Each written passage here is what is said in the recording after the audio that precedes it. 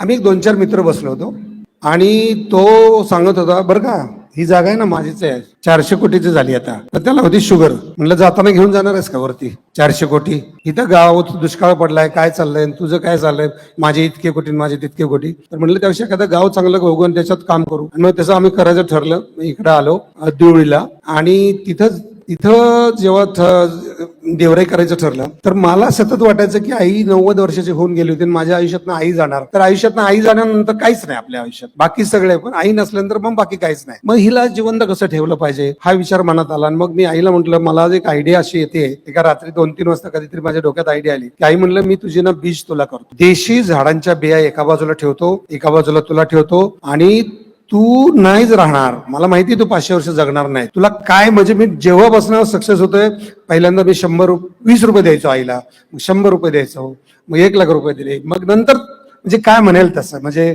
नंतर असं ती आता लय वाटू नकोस पैसे, आता नको असं करूस, ठेव, सगळी माणसं चांगली नसतात वगैरे. तर त्यावेळेला बीज तुला केली तेव्हा आईला म्हटलं की तुझ्या वजना एवढ्या बिया महाराष्ट्रात लावतो, मग त्याला फुलं येतील, त्या फुलाच्या सुगंधात तू राहशील, त्याला फळं येतील, त्या फळाच्या रसामध्ये राहशील, त्या झाडावरती पाखरं बसतील, ती पाखरं उडताना बघितली की मला वाटलं आई.